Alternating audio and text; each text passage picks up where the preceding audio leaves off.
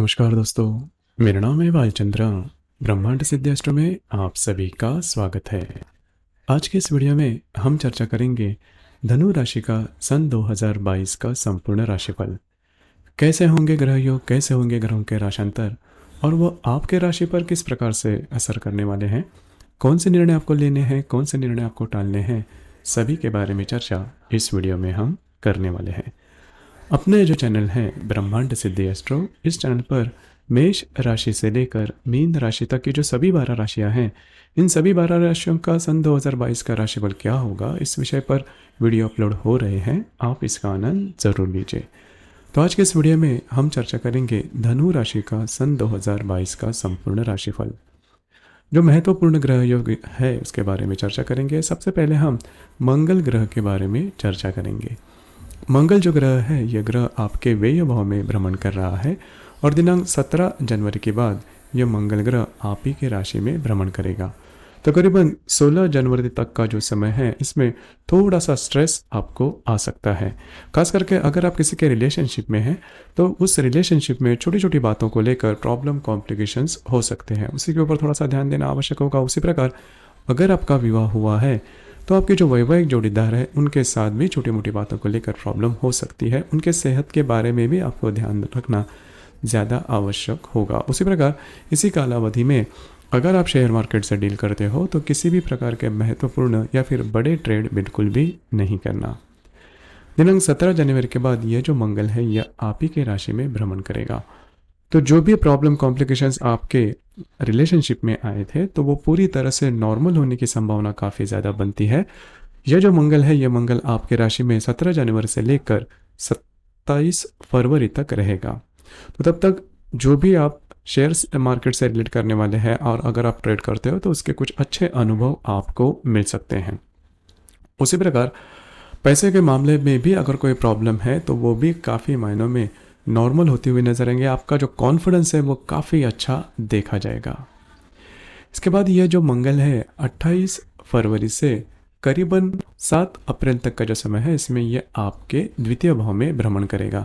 यहाँ पर पैसे के मामले में कुछ अच्छी आमदनी आपको हो सकती है, लेकिन थोड़ा सा आपके जो खर्चे होंगे उस पर भी ध्यान देना ज़्यादा आवश्यक होगा। अगर आप रिलेशनशिप में हैं तो आपके रिलेशनशिप में जो भी व्यक्ति है उनके लिए आपको कुछ खर्चे करने पड़ सकते हैं, लेकिन वो सकारात्मक रूप से होंगे। मोटे तौर पर अगर देखा जाए तो यह मंगल का भ्रमण आपके लिए शुभ फलदायी साबित होगा। उसी प्रकार दिनांक 8 अप्रैल से लेकर 17 मई तक का जो समय है, इसमें यह जो मंगल है यह मंगल आपके तृतीय भाव में भ्रमण करेगा, जो कि आपके लिए बहुत ही अच्छी और महत्वपूर्ण बात होगी। जो भी महत्वपूर्ण काम है वो इस कालावधि में आप कर सकते हो। ट्रैवलिंग से रिलेटेड हो, अगर किसी को आपको कोई कमिटमेंट करनी है, प्रॉमिसेस करने हैं, तो ये जो कालावधि है आपके लिए बहुत ही ज़्यादा शुभ फलदायी साबित होगा। और अगर आपको कहीं घूमना फिरना है तो भी इस कालावधि में आप कर सकते हो, जो कि आपके लिए काफ़ी ज़्यादा महत्वपूर्ण और शुभ फलदायी भी साबित होगा। उसी प्रकार दिनांक 18 मई से लेकर 28 जून तक का जो समय है, इसमें यह जो मंगल है यह मंगल आपके चतुर्थ भाव में भ्रमण करेगा। अब यह जो भ्रमण है वैसे देखा जाए तो आपके लिए शुभ फलदायी होगा। अगर जो भी आपका घर है वो अगर आप बेचना चाहते हो या फिर अगर आप नया घर लेना चाहते हो तो ये कालावधि आपके लिए शुभ फलदायी साबित होगा। लेकिन घर के जो लोग हैं उनके साथ छोटी छोटी बातों को लेकर कुछ समस्याएं हो सकती हैं। दिनांक 29 जून से लेकर 10 अगस्त तक का जो समय है, इसमें यह जो मंगल है ये आपके पंचम भाव में भ्रमण करेगा स्वयं के राशि में। अब ये कालावधि आपके लिए बहुत ही ज़्यादा शुभ फलदायी साबित होगा। अगर आप किसी के रिलेशनशिप में हैं तो आप दोनों की जो केमिस्ट्री है वो काफ़ी अच्छी देखी जाएगी। उसी प्रकार अगर आप शेयर मार्केट से डील करते हो तो भी ये जो संपूर्ण कालावधि आपके लिए बहुत ही ज़्यादा शुभ फलदायी साबित होगा। अगर आप धनु राशि की महिला हो और गर्भवती हो तो इस कालावधि में थोड़ा सा खुद के सेहत के ऊपर ध्यान रखना ज़्यादा आवश्यक होगा। दिनांक 11 अगस्त से लेकर 17 अक्टूबर तक का जो समय है, इसमें यह जो मंगल है यह मंगल आपके षष्ठ भाव में भ्रमण करेगा। तो यहाँ पर अपने सेहत के ऊपर ध्यान देना ज़्यादा आवश्यक होगा। जहाँ पर आप काम करते हो, नौकरी करते हो या फिर व्यवसाय करते हो, वहाँ पर की जो परिस्थितियाँ हैं वो भी थोड़ी सी अलग साबित होगी। आपसे ज़्यादा काम लिया जा रहा है या फिर आपको ज़्यादा प्रेशर दिया जा रहा है, इस प्रकार के कुछ मनस्थिति आपके मन में आ सकती है। बस उसी के ऊपर थोड़ा सा कंट्रोल करना ज़्यादा आवश्यक होगा। दिनांक 17 अक्टूबर के बाद यह जो मंगल है, ये मंगल आपके सप्तम भाव में भ्रमण करेगा और 31 अक्टूबर को यह मंगल सप्तम भाव में वक्री हो जाएगा। तो अगर आप विवाहित हो तो आपकी जो वैवाहिक जोड़ीदार है उनके साथ छोटी छोटी बातों को लेकर तकरार हो सकती है और ये तकरार काफ़ी बढ़ भी सकती है। यहाँ पर अगर आप किसी के रिलेशनशिप में हैं तो वहाँ पर भी छोटी छोटी बातों को लेकर प्रॉब्लम कॉम्प्लिकेशंस हो सकते हैं। यह जो मंगल है, यह मंगल वक्री होके फिर से आपके षष्ठ भाव में दिनांक 14 नवंबर को आ जाएगा। तो यहाँ पर भी आपको अपने सेहत के ऊपर ध्यान रखना काफ़ी ज़्यादा आवश्यक होगा। तो कुल मिला के देखा जाए तो ये जो मंगल है, यह मंगल करीबन 11 जो अगस्त है, 11 अगस्त के बाद का जो समय है वो पूरे साल के अंत तक आपको सेहत के बारे में या फिर रिलेशनशिप के बारे में थोड़ा सा चौकन्ना रहना ज़्यादा आवश्यक होगा। इसके बाद हम चर्चा करेंगे गुरु ग्रह के बारे में। गुरु जो ग्रह है ये आपके राशि का स्वामी भी है। ये जो गुरु है ये आपके तृतीय भाव में भ्रमण कर रहा है। दिनांक 14 अप्रैल को ये आपके चतुर्थ भाव में भ्रमण करेगा। तो 13 अप्रैल तक ये आपके तृतीय भाव में भ्रमण करेगा। तृतीय भाव में भ्रमण करते हुए ये आपके सप्तम भाव को देखेगा पंचम दृष्टि से। सप्तम दृष्टि से यह जो गुरु है ये आपके भाग्य भाव को देखेगा और नवम दृष्टि से ये आपके लाभ भाव को देखेगा। तो यह जो गुरु का भ्रमण आपके तृतीय भाव में करीबन 13 अप्रैल तक रहेगा, ये आपके लिए बहुत ही ज़्यादा शुभ फलदायी होगा। खास करके अगर आप विवाहित हो तो जो वैवाहिक जोड़ीदार है उनके साथ आपके जो रिलेशनशिप है वो बहुत ही अच्छे देखे जाएंगे। उसी प्रकार अगर आप किसी भी प्रकार के महत्वपूर्ण डिसीजन लेते हो तो भाग्य का साथ आपको मिलेगा और वो काफ़ी अच्छा भी मिलेगा। इसी दरमियान आपके कुछ जो ट्रांसपोर्ट है या फिर आपके कुछ ट्रैवलिंग वगैरह भी हो सकती है जो कि काफ़ी महत्वपूर्ण है। जो भी महत्वपूर्ण डिसीजन आप इस कालावधि में ले सकते हो। उसी प्रकार इस कालावधि में आपको कुछ अच्छे लाभ वगैरह भी मिल सकते हैं। आपके जो मित्र परिवार है उनसे आपको कुछ अच्छी मदद मिल सकती है। कुल मिला के ये जो गुरु का भ्रमण है दिनांक 14 अप्रैल तक आपके लिए शुभ फलदायी साबित होगा। 14 अप्रैल के बाद का जो समय है इसमें यह जो गुरु है ये आपके चतुर्थ भाव में भ्रमण करेगा। यह गुरु पंचम दृष्टि से आपके अष्टम भाव को देखेगा, सप्तम दृष्टि से ये आपके दशम भाव को देखेगा और नवम दृष्टि से ये आपके व्यय भाव को देखेगा। तो ये चतुर्थ भाव का जो गुरु का भ्रमण है 14 अप्रैल के बाद वो आपके लिए वैसे देखा जाए तो अशुभ फलदायी होगा। आपके स्वास्थ्य के बारे में या फिर अगर आपकी जो स्पेंडिंग है, जो आपके जो खर्चे हैं उसके ऊपर भी ध्यान रखना ज़्यादा आवश्यक होगा। क्योंकि अगर आप इस दरमियान कोई कर्जा लेते हो तो वो चुका नहीं पाओगे, तो इसी के ऊपर थोड़ा सा ध्यान दीजिए। लेकिन इसके कुछ सकारात्मक अंग भी है इस गुरु के, जो कि अगर आप नई कोई वास्तु लेना चाहते हो तो ये जो कालावधि है करीबन 14 अप्रैल के बाद का आपके लिए काफ़ी ज़्यादा शुभ फलदायी होगा। या फिर जो अगर आपको कोई वास्तु बेचनी भी है आपकी तो भी इसके संदर्भ में कुछ अच्छी बातें या फिर कुछ अच्छे प्रपोजल्स आपके सामने आ सकते हैं। तो गुरु का जो भ्रमण है वो कुल मिलाकर सम्मिश्र होगा। अप्रैल तक का जो भ्रमण है वो आपके लिए शुभ फलदायी होगा। अप्रैल के बाद का जो भ्रमण है घर के लिए काफ़ी अच्छा होगा, लेकिन स्पेंडिंग या फिर हेल्थ के बारे में देखा जाए तो अशुभ फलदायी साबित हो सकता है। शनि के बारे में अगर देखा जाए तो शनि आपके द्वितीय भाव में भ्रमण कर रहा है और दिनांक 30 अप्रैल के बाद ये शनि आपके तृतीय भाव में भ्रमण करेगा। वहाँ पर 13 जुलाई से ये वक्री हो जाएगा और फिर से 23 अक्टूबर को ये आपके द्वितीय भाव में भ्रमण करेगा। तो ये जो शनि है वो आपके द्वितीय और तृतीय भाव में भ्रमण करने जा रहा है इस संपूर्ण साल में।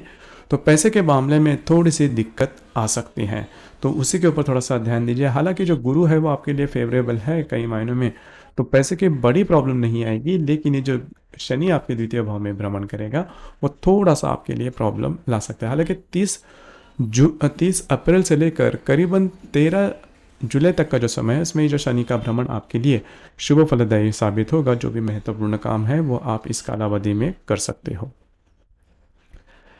इसके बाद हम चर्चा करेंगे राहु के बारे में।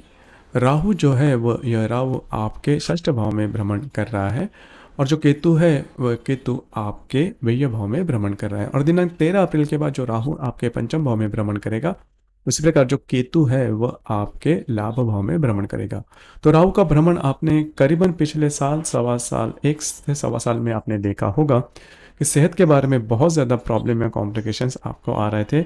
उसी प्रकार जो भी आपका कार्य क्षेत्र है वहाँ पर भी जैसा आप चाहते हो उस प्रकार से काम नहीं हो रहे थे। आपके जो सहकर्मी हैं उनसे भी आपको ऑफिस पॉलिटिक्स जैसी जो बातें हैं उसका अनुभव आया होगा। तो यह जो राहु जैसे ही आपके पंचम भाव में चला जाएगा तो स्वास्थ्य के बारे में जो भी प्रॉब्लम कॉम्प्लिकेशंस आपको आए थे वो कई मायनों में नॉर्मल होते हुए नजर आएंगे। 13 अप्रैल के बाद का जो समय है इसमें अगर आप किसी के रिलेशनशिप में हैं तो वहाँ पर छोटी छोटी बातों को लेकर प्रॉब्लम हो सकती है। तो ध्यान रखिए ये बात जान लेना, क्योंकि और ये जो प्रॉब्लम होगी वो मिसअंडरस्टैंडिंग की वजह से होने की संभावना काफ़ी ज़्यादा बनती है। बस उसी के ऊपर थोड़ा सा ध्यान देना ज़्यादा आवश्यक होगा। इसके बाद हम चर्चा करेंगे जो भी महत्वपूर्ण ग्रह योग है इस साल के, वो आपके राशि पर किस प्रकार से परिणाम करने वाले हैं उसके संदर्भ में। रवि और शनि की युति होने जा रही है आपके द्वितीय भाव में। यहाँ पर 2-3 बातें हैं वो जान लेना ज़्यादा आवश्यक है। यह जो युति है वो इसका जो असर होगा वो करीबन 1 फरवरी से लेकर 7 फरवरी तक देखा जाएगा। तो इसमें आप किसी भी प्रकार के पैसे के मामले में, इन्वेस्टमेंट के मामले में कोई भी बड़े डिसीजन बिल्कुल भी नहीं लेना। आपके जीवन के बारे में अन्य क्षेत्र के संदर्भ में भी किसी भी प्रकार के बड़े निर्णय नहीं लेना, क्योंकि वो निर्णय चूकने की संभावना काफ़ी ज़्यादा बनती है। उसी प्रकार रवि और गुरु की युति भी होने जा रही है आपके तृतीय भाव में। अब यह जो युति है यह युति 5 मार्च को होने जा रही है और इसका जो असर है वो देखा जाएगा 2 मार्च से लेकर करीबन 7 मार्च तक। तो इस कालावधि में यह जो कालावधि है वो आपके लिए बहुत ही ज़्यादा शुभ फलदायी साबित होगा। जो भी महत्वपूर्ण काम है आप हाथ में ले सकते हो। जो काम कई दिनों से पेंडिंग है, पूरे नहीं हो रहे हैं, वो आप हाथ में ले सकते हो और वो पूरे होते हुए भी नजर आएंगे। उसी प्रकार दिनांक 5 अप्रैल को मंगल और शनि की युति होने जा रही है आपके तृतीय भाव में। अब यह युति भी आपके लिए शुभ फलदायी होगी। इसमें भी आपके जो भी काम बिगड़े हुए नहीं हो रहे हैं वह हाथ में ले सकते हो। हालांकि इसमें थोड़ा सा आपको अपने हेल्थ पर ध्यान रखना ज़्यादा आवश्यक होगा। उसी प्रकार अगर आप रिलेशनशिप में हैं तो वहाँ पर भी छोटी छोटी बातों को लेकर प्रॉब्लम हो सकती है। यह जो ग्रह योग है इसका जो असर है वो देखा जाएगा करीबन 2 अप्रैल से लेकर 7 से 8 अप्रैल तक। उसी प्रकार रवि और राहु की युति होने जा रही है आपके पंचम भाव में। यह जो ग्रह योग है वो देखा जाएगा 13 मई को और इसका जो असर है वो देखा जाएगा करीबन 10 मई से लेकर 16 मई तक। अब इस कालावधि में यह थोड़ा ग्रहण योग भी है। तो इस कालावधि में अगर आप किसी के रिलेशनशिप में हैं तो आप में और आपके रिलेशनशिप में जो व्यक्ति हैं उनमें ज़्यादा तौर पर मिसअंडरस्टैंडिंग हो सकती है और आपकी जो रिलेशनशिप है वो खतरे में भी आ सकती है। देखिए इस कालावधि में जो राहु है वो बुद्धि भ्रमित करता है, तो इसी वजह से जो कारण आपके सामने आएंगे वो सही नहीं होंगे, लेकिन उस वक्त आप उसी पर भरोसा रखोगे। तो अगर आपको इसके संदर्भ में कोई भी डिसीजन लेना है तो यह जो कालावधि मैंने बताया इसके बाद आप ले सकते हो। मंगल और गुरु की युति भी होने जा रही है आपके चतुर्थ भाव में। यह जो युति है वो 29 मई को होने जा रही है। इसका जो प्रभाव है वो देखा जाएगा करीबन 26 मई से लेकर 2 जून तक। इस कालावधि में आपको अपने सेहत के ऊपर थोड़ा सा ध्यान देना ज़्यादा आवश्यक होगा, लेकिन इसके कुछ पॉजिटिव एस्पेक्ट भी दिखाई दे सकते हैं। अगर आपको कोई अपना नया घर लेना है तो यह जो कालावधि है आपके लिए शुभ फलदायी साबित होगा। उसी प्रकार मंगल और राहु की युति भी होने जा रही है आपके पंचम भाव में दिनांक 1 अगस्त को और इसका जो परिणाम है वो देखा जाएगा करीबन 29 जुलाई से लेकर 3 अगस्त तक। इसमें सबसे महत्वपूर्ण बात, अगर आप किसी के रिलेशनशिप में हैं तो वहाँ पर बहुत एक्सट्रीम स्टेज तक आपकी रिलेशनशिप जा सकती है। तो ध्यान रखिए और इसका फिर से वही कारण होगा मिसअंडरस्टैंडिंग। तो ये बात जान लेना बहुत ज़्यादा आवश्यक है। दूसरी ज़्यादा महत्वपूर्ण बात, अगर आप शेयर मार्केट से डील करते हो तो इस कालावधि में बिल्कुल भी किसी भी प्रकार के बड़े ट्रेड नहीं करना, रिस्क नहीं लेना। अगर करते हो तो वो फंसने की संभावना काफ़ी ज़्यादा बनती है। उसी प्रकार दिनांक 5 नवंबर को आपके लाभ भाव में रवि और केतु की युति होने जा रही है। यहाँ पर भी आपके जो मित्र परिवार है उनके साथ छोटी छोटी बातों को लेकर तकरार हो सकती है। इस युति का जो कालावधि होगा वो करीबन, इसका जो प्रभाव है वो देखा जाएगा करीबन 3 नवंबर से लेकर 7 नवंबर तक। तो ध्यान रखिए पैसे के मामले में किसी भी प्रकार की बड़ी योजना में इन्वेस्ट करना या फिर डिसीजन लेना बिल्कुल भी नहीं करना।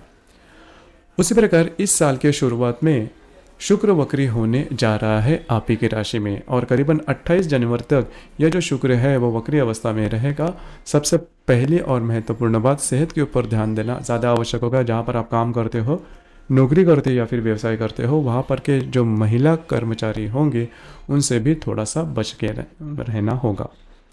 उसी प्रकार दिनांक 14 जनवरी से लेकर 3 फरवरी तक, 10 मई से लेकर 6 जून तक और 10 सितंबर से लेकर 5 अक्टूबर तक का जो समय है, इसमें जो बुध है वो वक्री होगा आपके द्वितीय भाव में, उसी प्रकार आपके षष्ठ भाव में और आपके लाभ भाव में। इसका जो असर है वो देखा जाएगा। अगर आप विवाहित हो तो आपके जो वैवाहिक जोड़ीदार है उनमें और आप में जो रिलेशनशिप है वो नॉर्मल नहीं रहेगी। तो ध्यान रखिए, इस कालावधि में किसी भी प्रकार के बड़े निर्णय भी नहीं लेना। जहाँ पर आप काम करते हो, नौकरी करते हो या फिर व्यवसाय करते हो, वहाँ पर की जो परिस्थितियाँ हैं वो भी काफ़ी अलग थलग दिख सकती है। तो ध्यान रखिए, ये बात जान लेना बहुत ही ज़्यादा आवश्यक होगा। कुल मिलाकर देखा जाए तो करीबन 13 अप्रैल तक का जो समय है वो आपके लिए शुभ फलदायी होगा।